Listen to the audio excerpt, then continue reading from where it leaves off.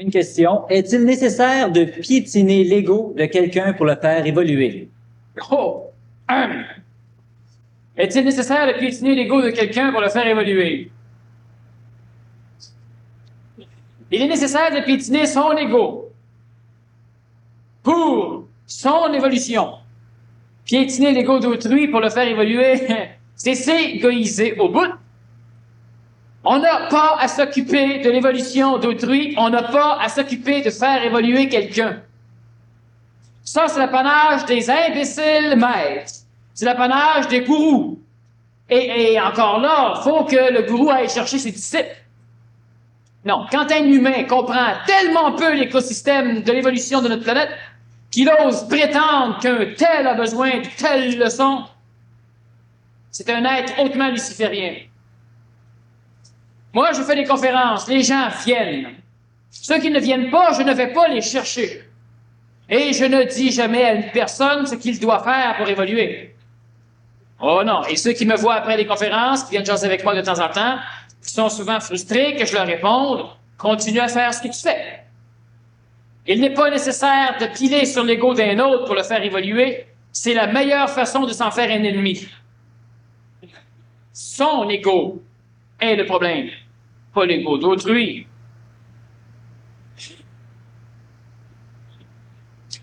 On dit que l'époque d'airain est l'avant-dernière de l'humanité. Est-ce que nous sommes encore dans cette époque et quelle est la dernière? Non, l'époque d'airain est passée, finie, depuis près de 2000 ans, on fait même plus. On est présentement dans l'âge de fer, le Kali Yuga en termes ariens. L'âge de fer est divisé en 4 étapes massives. Un âge d'or de l'âge de fer, un âge d'argent de l'âge de fer, un âge d'airain de l'âge de fer et un âge de fer de l'âge de fer. Kali, le mal. Yuga, l'âge du mal, l'âge de fer. Présentement, nous nous retrouvons dans l'âge de fer de l'âge de fer, dans l'âge du mal de l'âge du mal. L'âge d'airain était l'âge qui a précédé celle du fer. L'ère du fer dure, disons, 4 fois moins longtemps que l'âge d'or. L'âge d'airain dure la moitié du temps de l'âge d'or. L'âge d'argent dure 3/4 du temps de l'âge d'or et l'âge d'or dure 1 fois le temps de l'âge d'or.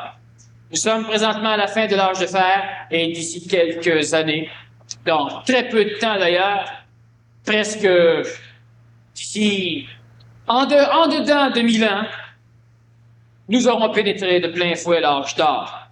D'ici les quelques années qui viennent, il y aura un mélange entre l'âge de fer et l'âge d'or, une période de transition. L'âge d'or est celle qui vient, l'âge de fer est celle dans laquelle nous sommes, et l'âge d'airain est celle qui a précédé. L'homme évolue à travers ses expériences. Comment évolue la conscience supramentale? L'homme n'évolue pas à travers ses expériences. L'homme s'amuse à travers ses expériences. L'homme se considère à travers ses expériences. L'homme se sécurise à travers ses expériences. L'homme supporte sa condition d'ignorant à travers ses expériences. La condition supramentale ou l'évolution supramentale est une évolution anévolutive. Ce n'est pas de l'évolution. C'est une présence qui, lorsqu'elle peut être exprimée par l'humain, donne l'illusion de l'évolution. L'homme n'évolue pas par ses expériences. L'homme s'ennuie, l'homme se plaît, l'homme passe son temps. Et pendant que l'homme est occupé par la jouissance inerte de ses expériences, le corps physique est manipulé par les forces astrales, assujetti au contingent supramental, l'intelligence ou l'esprit. Et pendant que l'homme s'occupe de cette illusoire évolution de l'âme, il évolue réellement au niveau des plans biologiques, au niveau des plans vitaux, au niveau des plans péristriques, au niveau des plans séraphiques, mentaux et au niveau des plans supramentaux. La conscience supramentale n'évolue pas. Elle est exprimée par l'homme, et lorsqu'elle est exprimée par l'homme, l'expression donne l'illusion de l'évolution. On pourrait dire, avec une juste valeur, que l'expression de l'intelligence supramentale évolue.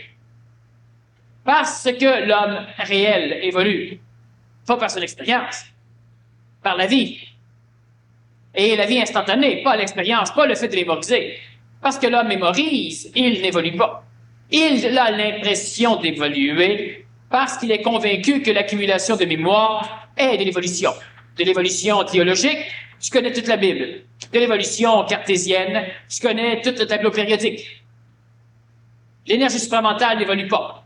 Elle est en phase de propagande ou de propagation dans cet univers, et lorsqu'elle s'approche de phénomènes comme le plan planétaire, elle baisse sa vibration, donc elle involue. Elle involue dans la relativité visuelle du monde de notre planète.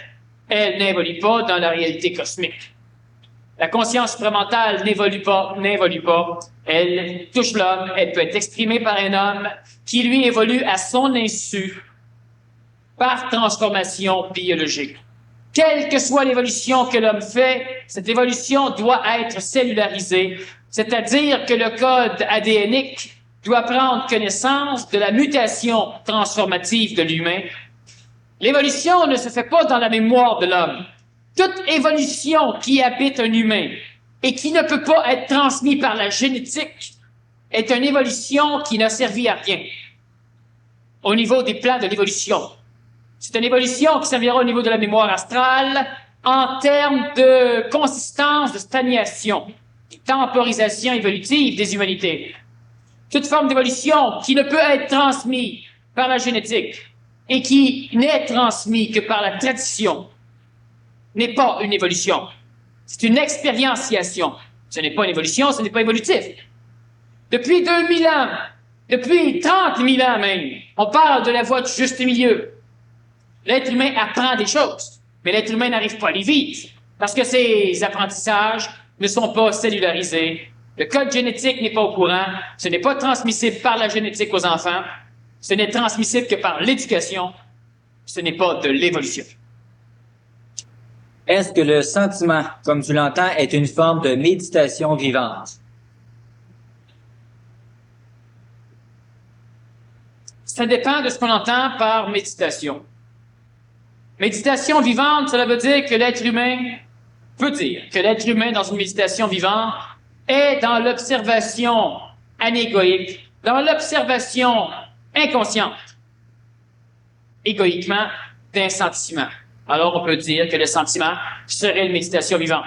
Mais une méditation vivante, ce n'est pas s'écraser les fesses sur un coussin et observer une rose ou un excrément et triper dessus. La méditation vivante, la perception des sentiments se fait pendant du jogging, se fait pendant l'escalade, se fait pendant la conduite automobile, se fait tout le temps. C'est la relation instantanée. Instantanée veut dire plus qu'immédiate.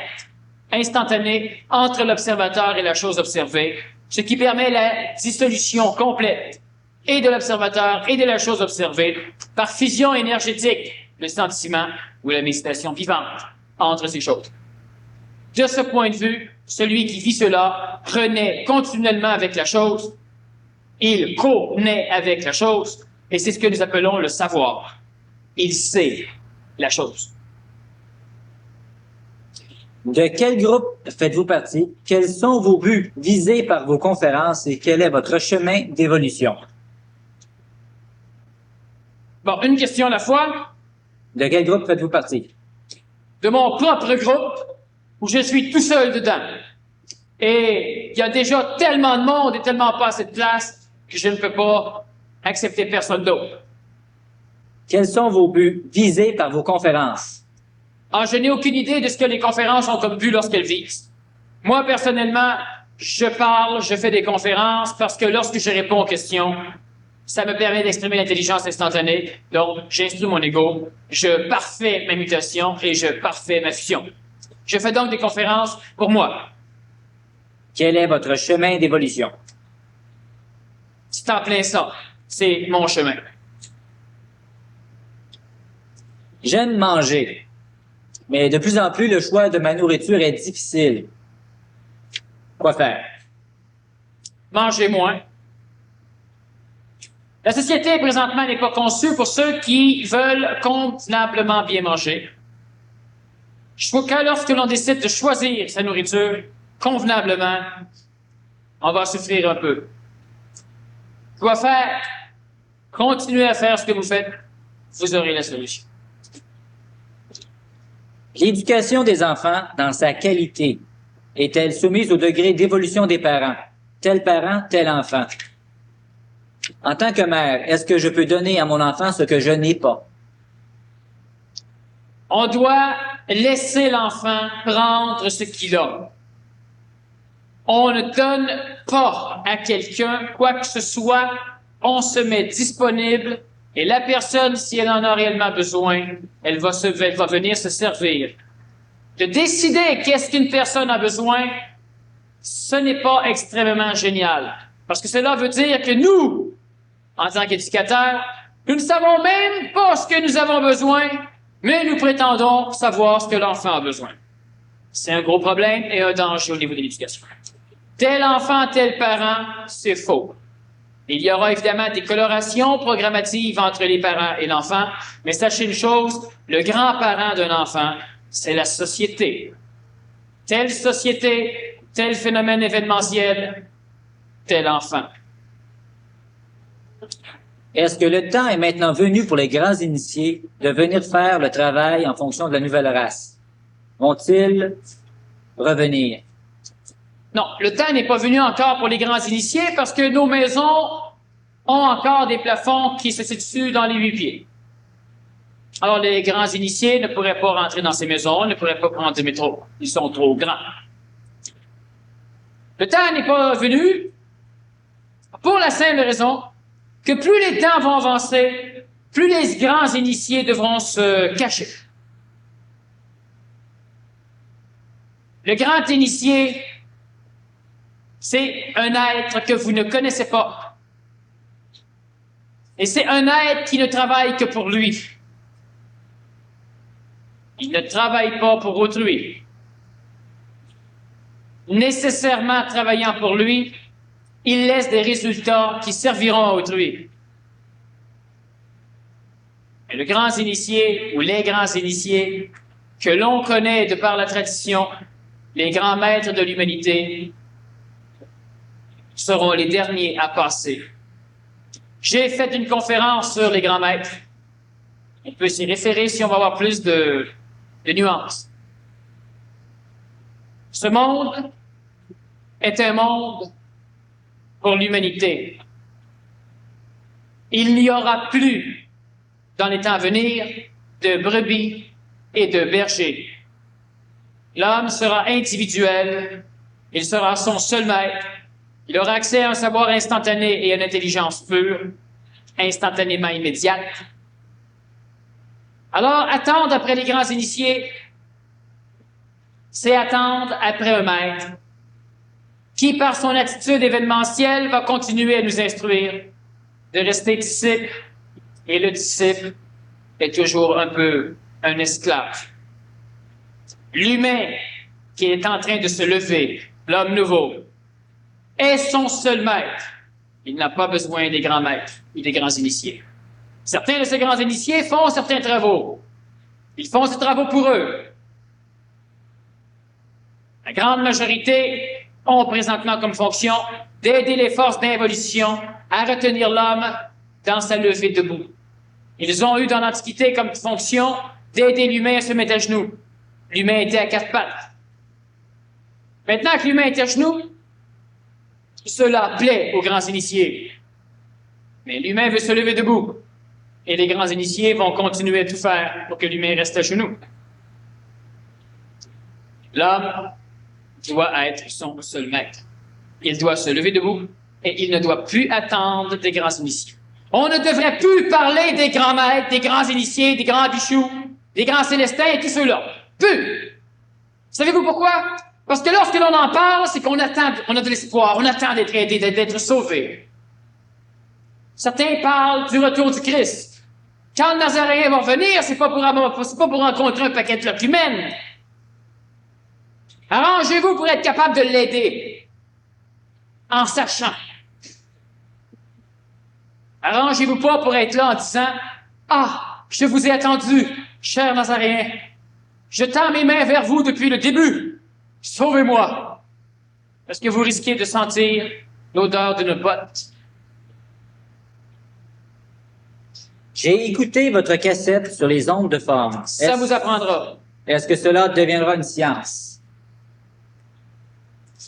Cela deviendra une science individuelle où chaque humain aura la sensation, la perfection de perception, où il saura de par lui-même si l'onde de forme est la sienne, va avec lui, est nourrissante pour lui ou non. Mais ça ne peut pas devenir une science cataloguée où l'on vous dira telle couleur fait telle chose.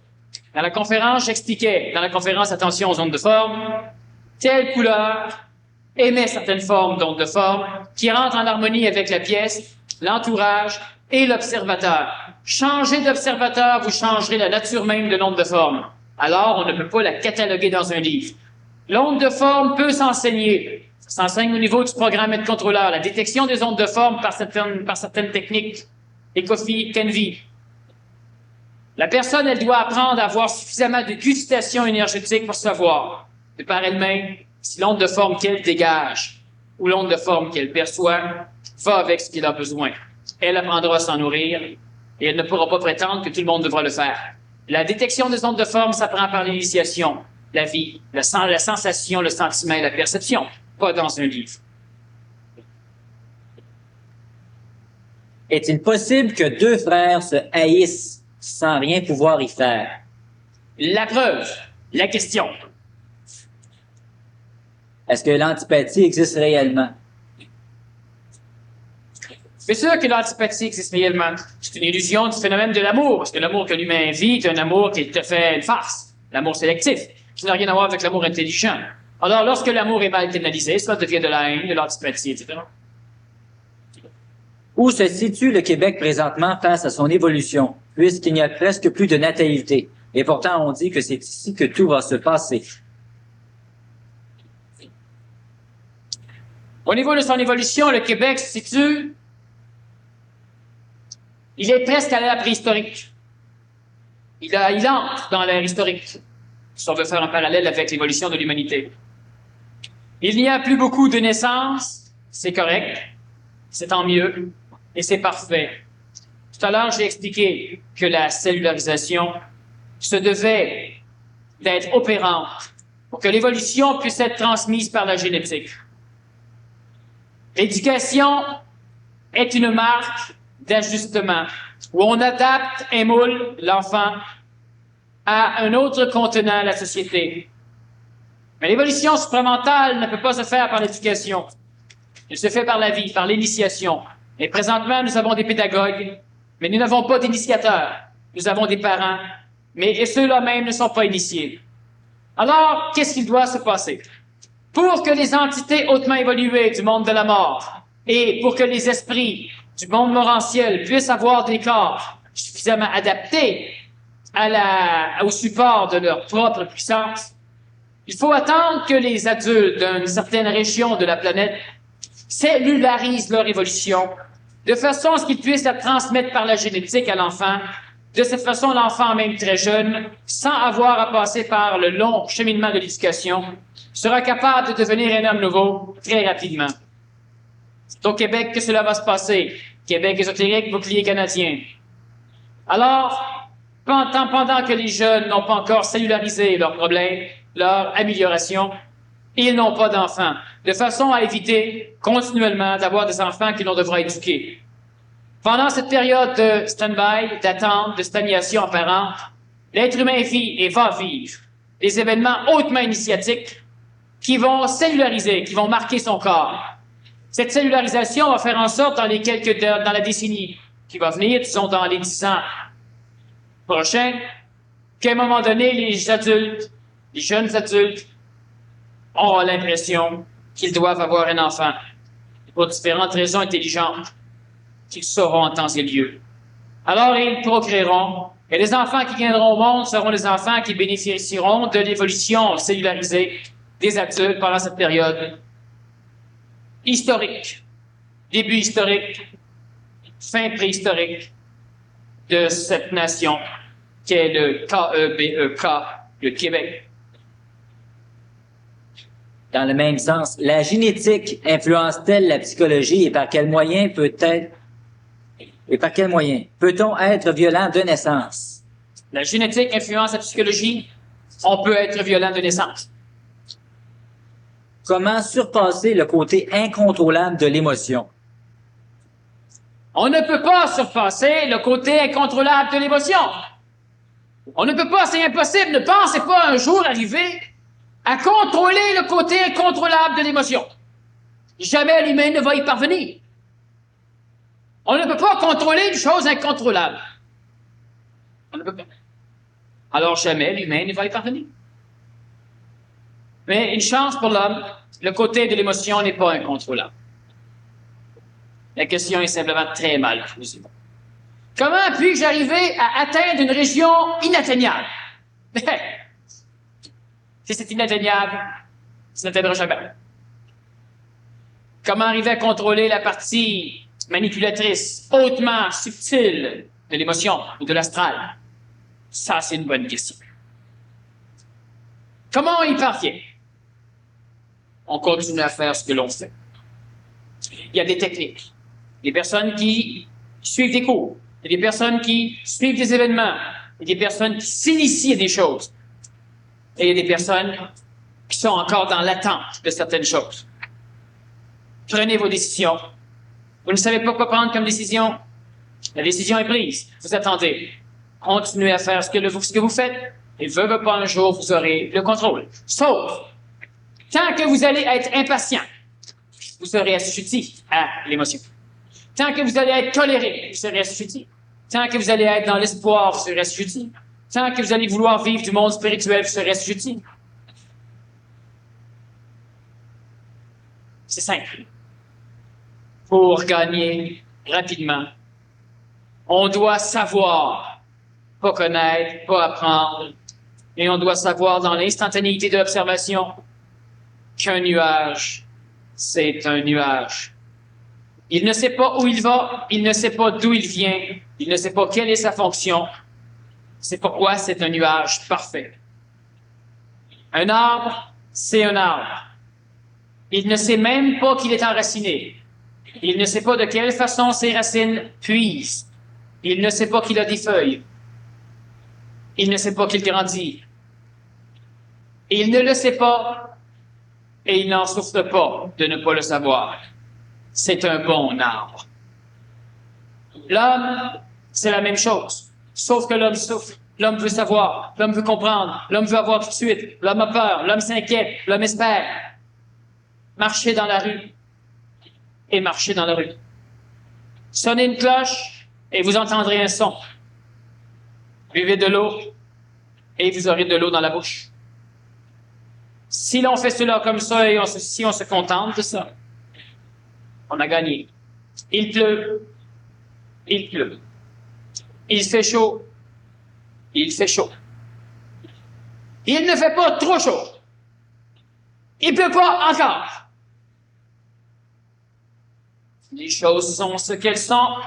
L'homme s'assoit dans sa chaise. La chaise reçoit l'homme. L'harmonie est, et mon débat, et les choses difficiles à contrôler n'existent plus, donc ne sont plus là. L'homme nouveau ne contrôle pas son phénomène émotif. L'homme nouveau n'en a pas. L'homme nouveau ne contrôle pas sa peur. L'homme nouveau n'a pas peur. L'homme ancien veut contrôler, et le contrôle est un désir de la chose à contrôler. L'esclave veut contrôler l'esclave pour devenir libre. On n'y arrive pas. Comment se libérer de la liberté? En ne voulant plus être libre, on atteint la liberté. En voulant obtenir la paix, on ne peut être en paix. En cessant de rechercher la paix, on vient déjà d'en gagner un palier. Les choses sont simples. L'homme n'est pas une chose. Il est compliqué. L'homme devrait voir les choses comme les choses sont, plutôt que de voir les choses comme il voudrait que les choses soient.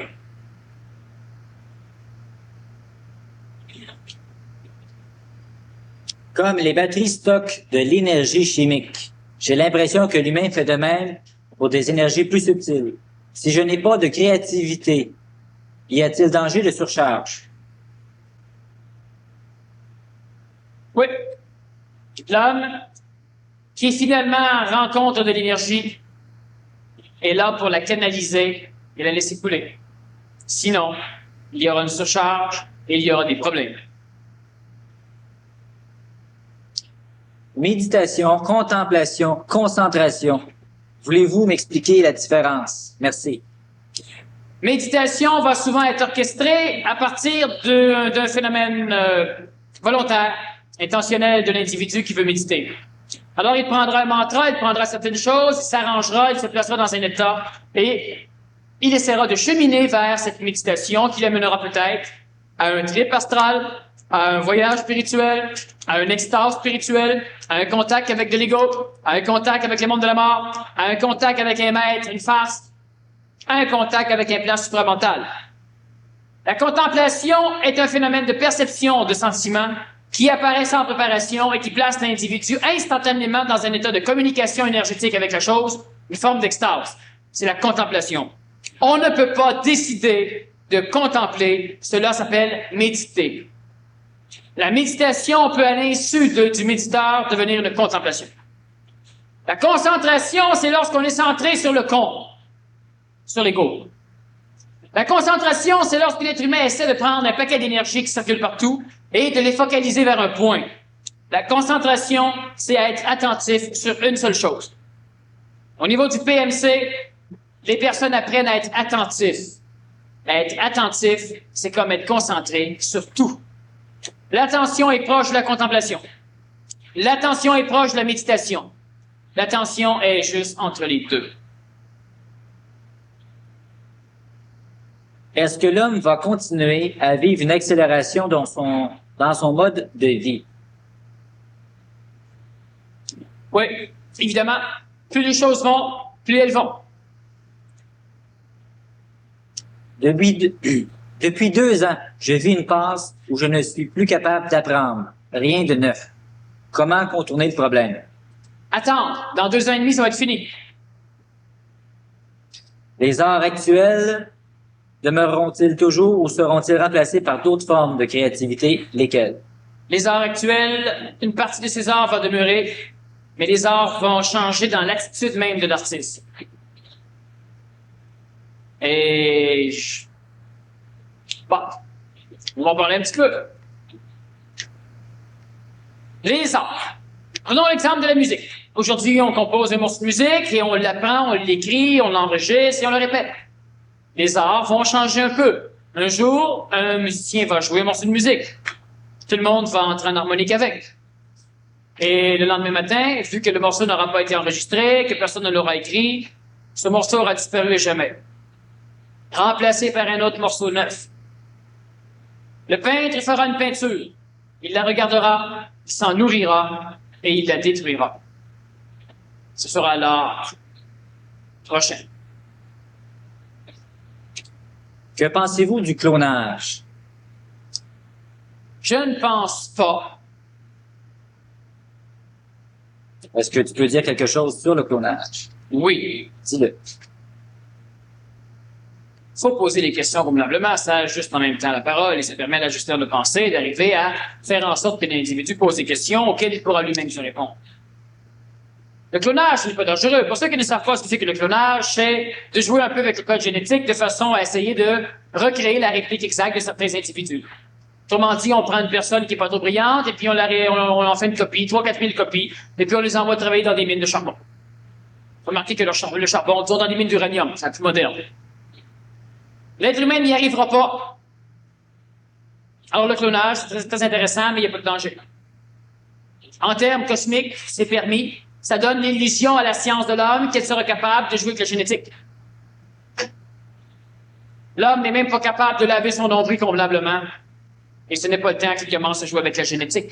Alors il s'amuse, il s'occupe. Il n'y arrivera pas. Il n'y a pas de problème.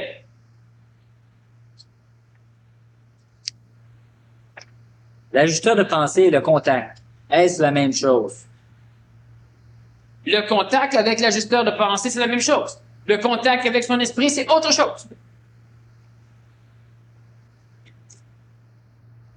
On a fait le tour de pas mal toutes les questions, Daniel, qui étaient restées en suspens depuis un certain temps, étant donné les conférences précédentes. La prochaine conférence, la semaine prochaine, c'est l'initiation dans le couple. Peux-tu nous en parler un petit peu? Oui, l'initiation dans le couple. C'est les vacances. C'est sûr que tu veux que je parle un peu de ce problème. Le couple. En mécanique, l'effet de couple est un effet de force. Le couple, c'est ceci en mécanique. Il y a quelque chose qui veut tourner par là, il y a quelque chose qui ne veut pas tourner. Et l'effet de couple, c'est la force d'entraînement. N'est-ce pas? C'est le couple. Alors, normalement, dans un couple, il y a une personne qui veut faire quelque chose et l'autre qui ne veut pas. C'est le couple. L'initiation dans le couple. Bon, on pourrait en parler brièvement, mais on va attendre la semaine prochaine que chaque événement avait une raison. On est dans un couple, s'il y a un problème dans le couple, il y a des raisons. Et l'être humain est dans un four, un moule, une espèce de forge où, malgré qu'il brûle, il devient de l'acier. Alors, étant donné que c'est la période des vacances, étant donné qu'il fait beau, c'est pas qu'il fait beau. Alors, on va vous libérer un peu plus de bonheur ce soir. Réfléchir, parler, penser pour marcher, étant donné que la semaine prochaine, nous revenons avec une conférence qui peut changer la vie de plusieurs individus, qui peut adoucir la vie de couple et qui peut permettre aussi la compréhension de bien des choses. La salle d'accueil en bas, elle est ouverte, vous pouvez jaser, discuter, prenez votre temps. Et sachez une chose, on ne doit jamais être frustré par un événement de la vie. Si on est frustré par un événement de la vie, c'est qu'on manque l'initiation. On doit faire les choses comme les choses sont faites. Alors, bonne semaine. Discutez, parlez, ajustez votre parole. L'initiation dans le couple. La semaine prochaine.